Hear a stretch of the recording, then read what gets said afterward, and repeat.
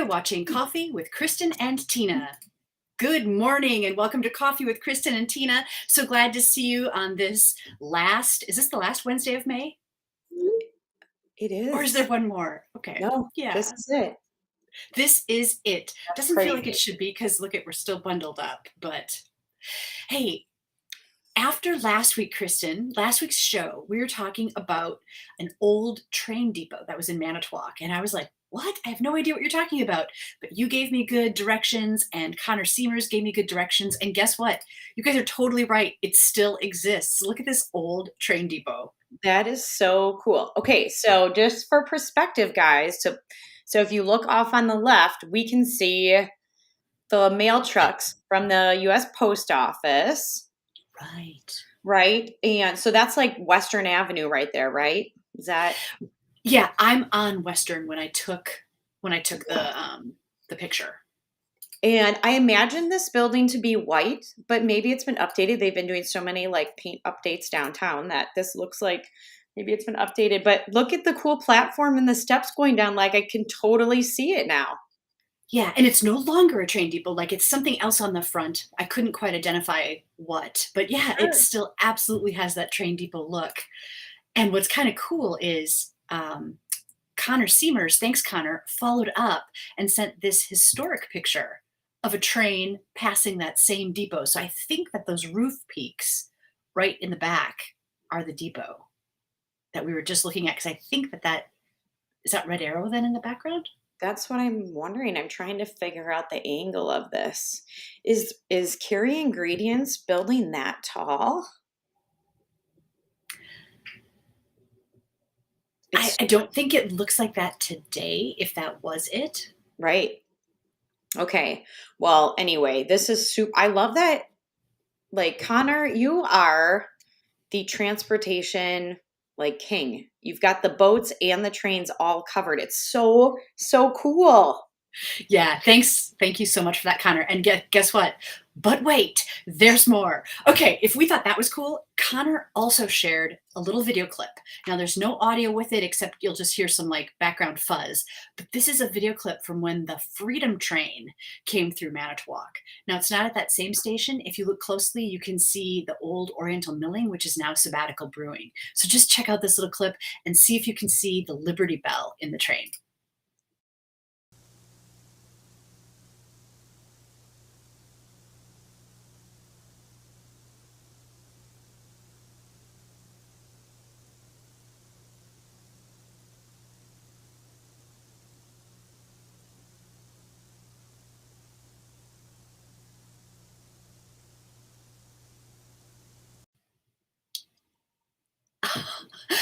Was anyone around? Were you around when I have no idea what year that Was happened. I around when that happened? I don't know what the date was. Was that for like the centennial or the I'm bicentennial gonna or look right something? now. So, first of all, that would be really cool if they still had that. I know like there is a circus train that travels around. And it typically comes through like the West Bend area. Um, but there we go. See, Connor, you're the best. He totally had the answer. So it is Cary Ingredients. It was the original building before the Cary plant caught on fire. The fire was so big it was seen across in Ludington. Wow, Connor, thank you. Oh, and he said, "Yep." Okay, so the Freedom Train was 1976, so a little bit before your time. Sorry about that, Kristen. Can we? I would like to pretend that was way before my time. I was 4 at that time, so oh Aw, no, and Connor says, "No more circus train." boo. Very cool, though. Connor, thanks for sharing that, and it's perfect timing because Monday is Memorial Day. Right. So, Um, yeah, so in case you don't already know the details, Monday, May 30th, 9 o'clock a.m., the parade starts in Manitowoc, starts at the courthouse, goes all the way up 8th Street to Huron, and then ends at the Veterans Memorial Park on, what is that? 20 Huron and and 21st. yes. It's Yeah, all, and then there's the ceremony. I think it technically turns into Michigan Avenue. Oh, Huron. you're right.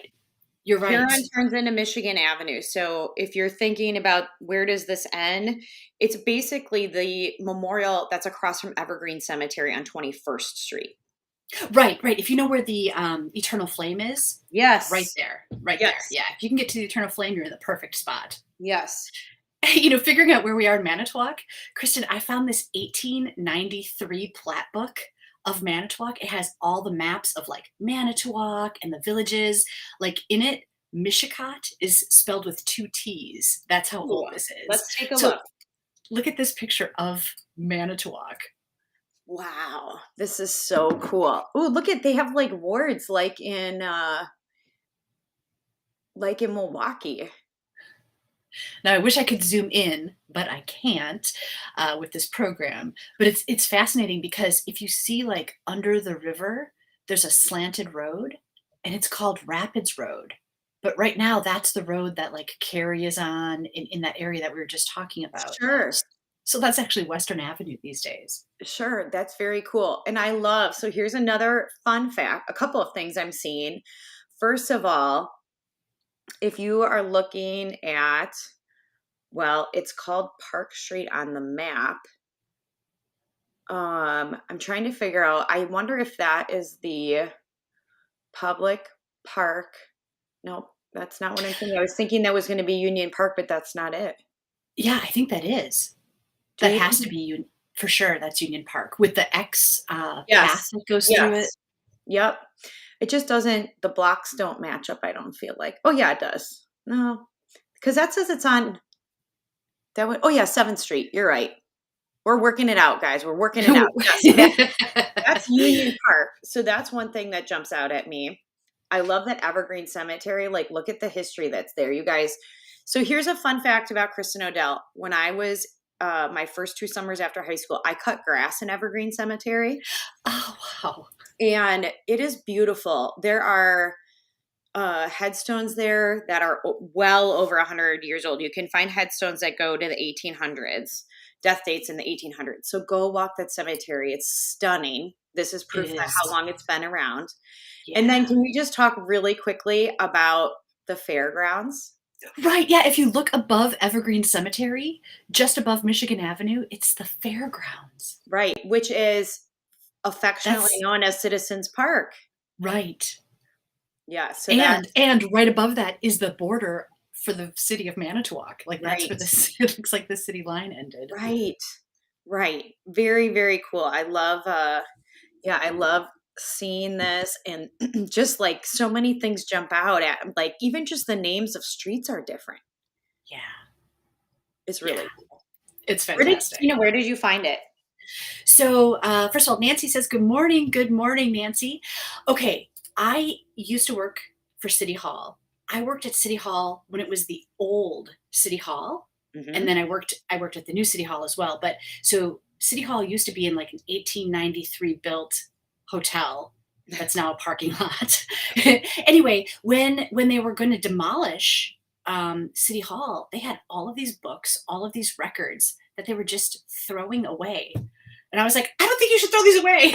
Yeah. Like, I really think that these should be saved, archived in some way. And they're like, I was like, okay, if you're throwing some of them away, I have to rescue what I can carry because this is ridiculous. So do you physically have this in your possession? I do. Tina, what a treasure. I know. It's amazing. I am very thankful for your desire to hold and keep some of that stuff. I think that's super cool. Thanks. I only regret that I didn't, take more. I should have gone back, Right. You should have gone back for more. Some people rescue cats. Some people rescue other things. I feel like I have to rescue these historic documents, Yeah. Listen, everybody plays a very important role in life. And if you are the document and art keeper and protector, then I am very thankful for you. Thanks. I just wish I had done my job better. I mean, think of how many more are out there, but and now lost. I feel like that would be a super cool piece to frame and have in your coolest post office so people could see it in the gallery. Oh, yeah, you know what? Hold on a second. Let me see. Can you guys still hear me? Yeah, we can hear you. This is it. Oh, For real? I mean, for scale, look at it's like hand tied with like. Okay, All so right, it so can't check be this out. framed for the wall. Oh no! Oh gosh, Tina. I feel like you should have white. I feel like you should have white gloves on. These are like some newspapers that just came out. Okay, But, thankfully like, it's not pages. Cool. I know. I should have gloves on. You're right. I feel like you should have like I am thinking about what was the Nicolas Cage movie where he's trying to steal the Constitution to get the map off the back? Oh, National Treasure. National Treasure. I feel like that in the National Treasure, they have to use the white gloves to protect the document. I know it's the Constitution versus Tina's county map, okay, guys? But I feel like you should have a pair of white cotton gloves to handle that. Yeah, I feel like you're right. And Nancy has a suggestion. She says use a shadow box. Yeah. That is a great idea. It would be cool if you could I'm not doing a good job with this. Here's my softball schedule. If you could have it open and be a shadow box. Do you know what I mean? So the book is open to look at it.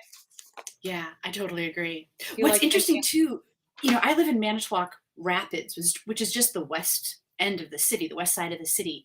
And in the plat book, because it's 1893, it's its totally own independent little jurisdiction. Yes. And on the map, it has like a little town square. So I really need to I want to look at that and figure out where was this town square in Manitowoc Rapids. Oh, so there was a town square of Manitowoc Rapids.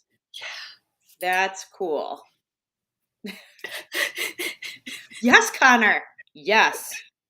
Okay, Connor, let's play Antiques Roadshow. How much would you value this 1893 plat book? Ooh. That's a good question. How many people would want it?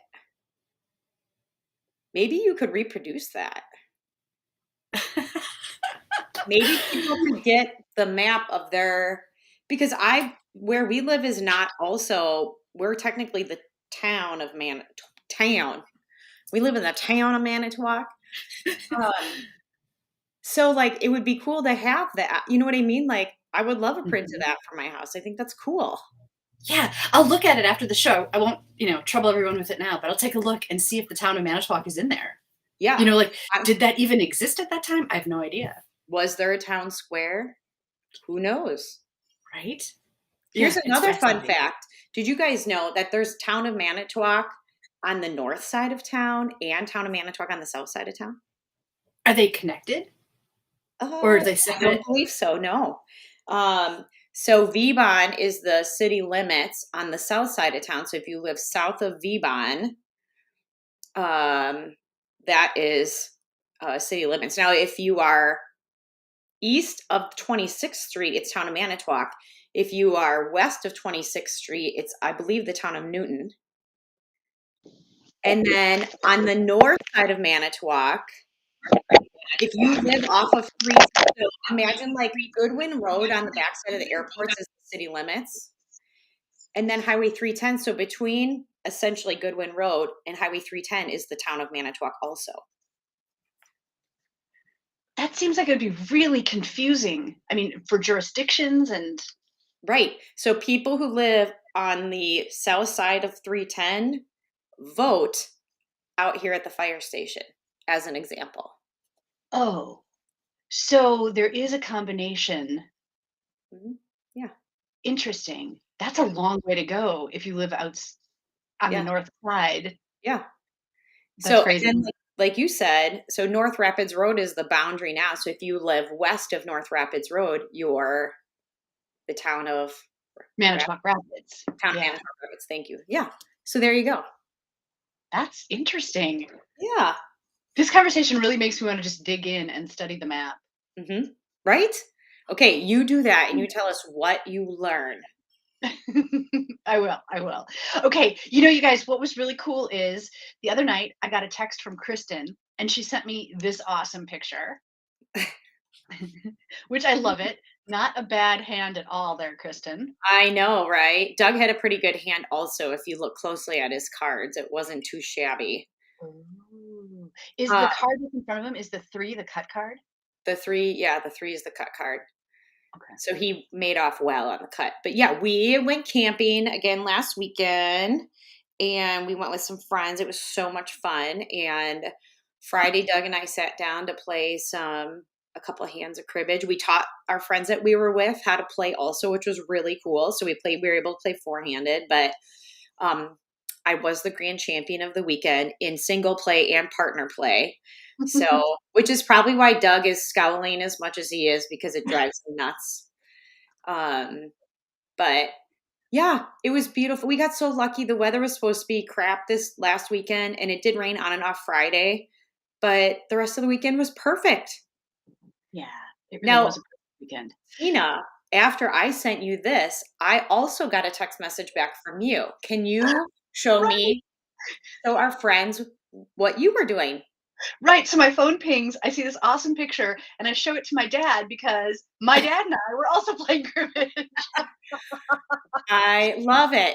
Now, I also see that you have a fairly stunning hand in here because let's be honest, 15's rule. And Yes. that lucky ace in the mix there was pretty good. I know, and the fact that there's, 3 sevens, 3 of a kind is worth 6 points alone. So, Yeah. yeah, I was also the grand champion. I took 3 games to my dad's 1. Oh, now we've got to talk. So first of all, your dad is so cute. I just Thank love you. him. I think he's adorable. That's awesome. Second of all, Jason in the background looks extremely unenthusiastic about the fact that you guys are playing cribbage. Well, what you can't see behind my dad is my mom and my son, and so they're probably embroiled in some conversation. And then yes, what Raisa just said. Tell us about this cribbage board. It's so cool. Oh, thank you. Thanks for noticing. So this is my dad's cribbage board. Kristen, I have one just like the one that you have in the picture that you Yeah. showed with Doug. But this is my dad's. He just recently got it, maybe a year ago. It's wood and everything is like routed in, you know what I mean? And Yes. each hole is beveled, so the pegs go in really easily. And the pegs, you can see, they're actually metal. They're easy to grab onto, they're easy to see. It's just really beautifully made. Yeah. And just for perspective, this looks like a bigger board. How big is this about? Yeah, it is big. So, like, let me go back. So the board that you're playing on here, Yeah. right, the track curls in on itself, Right. whereas this one, it like instead of curling back in on itself, it goes Yeah. around and around and around, and it's got those 3 tracks. Right. So I would say it is it's the board that Doug is playing on, maybe times 3 wide and a little bit longer. Yeah. Cause I mean, this board folds in half. This is like a travel board. So I think it's like 8 inches long when it's folded in half and you can throw it in your bag and take it anywhere. Yeah, yeah. This one is not. You can see, okay, there's a water bottle, and behind it, there's a big red thing. That's like Yeah. a custom quilted padded bag that he had made for it, and it holds 3 decks of cards and special pockets. And he really loves cribbage, you can tell. That is just beautiful. And then can you put the picture up one more time? Oh, sure. In the bottom right corner of this picture, there's like a 6-pointed star. Is that the skunk line? That is, yes, yeah, good looking out. That is the skunk line.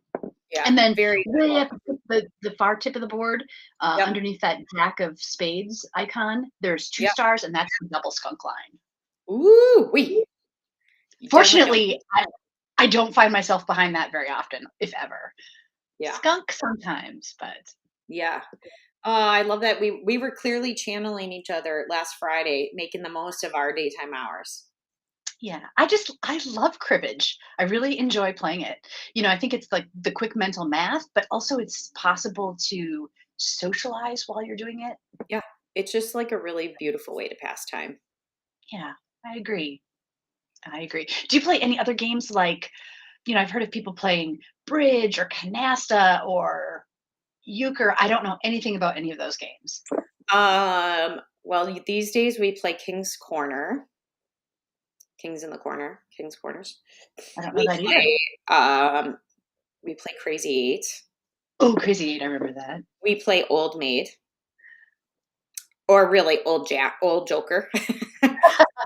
Have you taught the we girls to play cribbage? Not yet. Not yet. Um, I don't know 5 crowns either. I don't either. We do play. I'm trying to think what else we play with it. Poker. Just Do you like even tell them? Go ahead. What's Polish poker and Five Crowns? I have no idea. I told Yeah. Stephen he has to tell us more. We have Uno in the camper. We have Skippo in the camper. We play dice a lot. So we'll play like Yahtzee, we play Farkle, and then we play a game called 10,000. Yeah. So yeah, and the kids also have you ever played Spot It? I love Spot It. Yeah, so the little round decks of cards, and they're all different themes, and you have to you like flip a card kind of like war, and you have to find the thing on your card that matches with the card on the deck. And we have 2 or 3 different sets of those, and the kids love them. Rummy Cube. I've heard of Rummy Cube, but I've never played it. But I used to love playing Rummy. Yeah. And Gin. Those games were great. Yeah, I used to play 500 Rummy a lot, and now we haven't. I would have to go back and relearn it. Yeah. We also just got. Go ahead. Well, my husband and my son don't love cards, so I don't get to play a lot of the games I would have played otherwise. We also just got a new game that's called Blank Slate, and you get these little dry erase boards, and you flip a card, and it's either like a blank and then a word, or a word and a blank. And you have to type it, or you have to write in the word to fill in the blank. So it might be like blank club. And then you can write in like golf club, billy club, dance club, whatever. Breakfast club. And then if your thing matches with only one other person, you get 3 points. And if yours matches with a bunch of other people, then you each get 1 point. And if you don't match anybody, you get 0 points. And I think you play to like 21. That's super fun too. That sounds like a game I would love. I love word games. And now I think Stephen is just making games up. He said Egyptian rat. I have never heard of that. So Egyptian rat, I think you can get, I think we have that in like a specialty deck of cards. That's like, maybe you can play with regular cards. I don't know, but I have heard of that.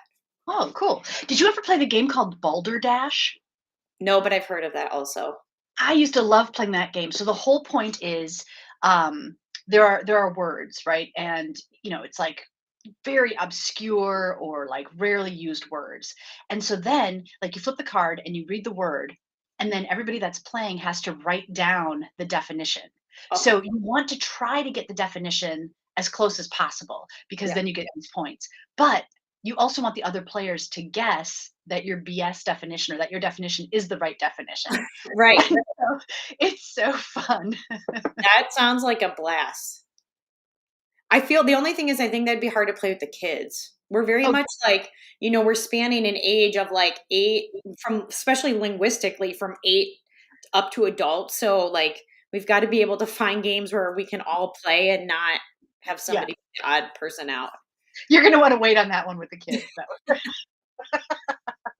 Oh, that sounds like so much fun.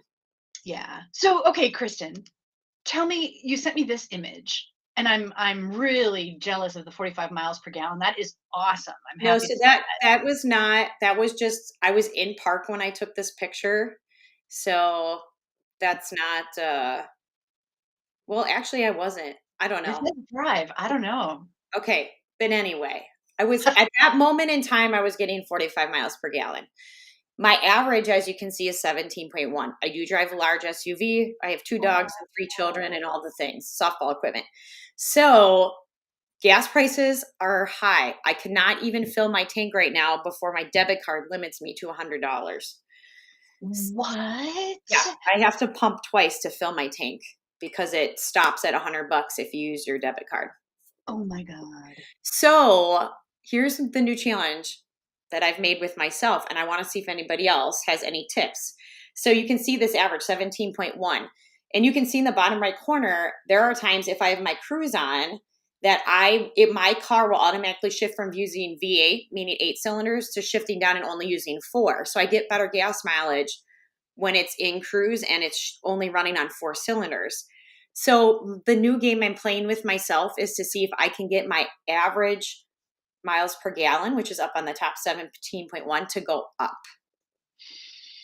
So in order to do that, I'm doing things like using my cruise in the city, and especially like on the way to school, there's a place where I've learned if I hit cancel my cruise at this spot, I can literally coast all the way into town to the stop sign to turn.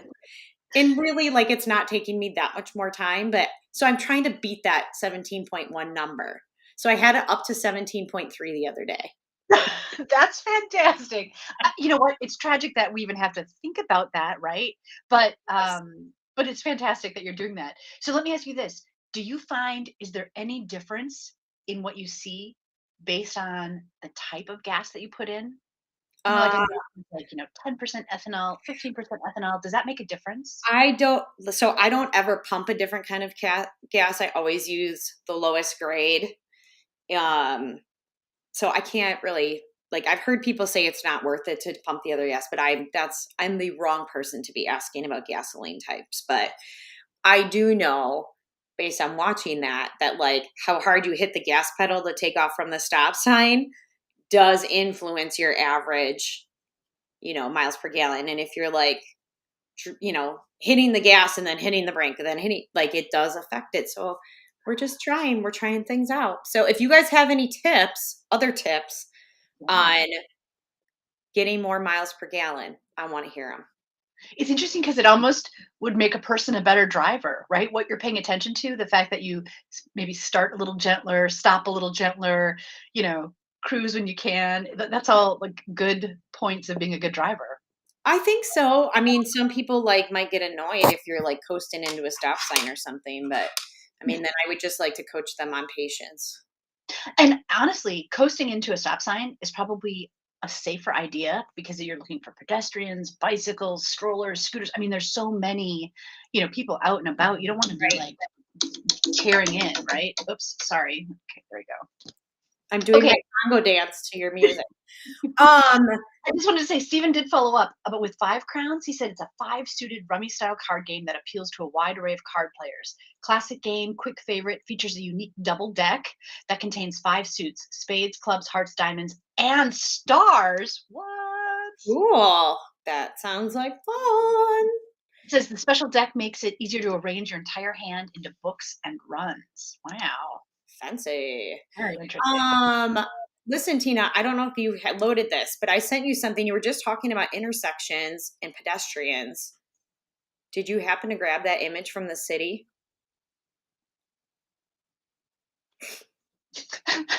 What? I think I sent it to you yesterday. I have two Jason and Oh, yes, yes, yes. Sorry. Got it. Yeah. so guys, the city of Manitowoc, the police department put this out yesterday, and I thought this was just so helpful. And sometimes, like, we need these reminders, right? So this is the rules for pedestrian crossing at an uncontrolled intersection. This came out yesterday, so you can go look at it yourself. But basically, if you're at a stop sign or where there's a traffic light and the pedestrian or somebody in a crosswalk, like, they have the right of way and you have to let them go. And here is the other thing that I really want to point out, because I have seen cars, especially on A Street, do this over and over again. If a vehicle is stopped, allowing a pedestrian, bicyclist, or a rider of an electric scooter to safely cross an intersection, all approaching vehicles from the rear may not overtake or pass the stopped vehicle.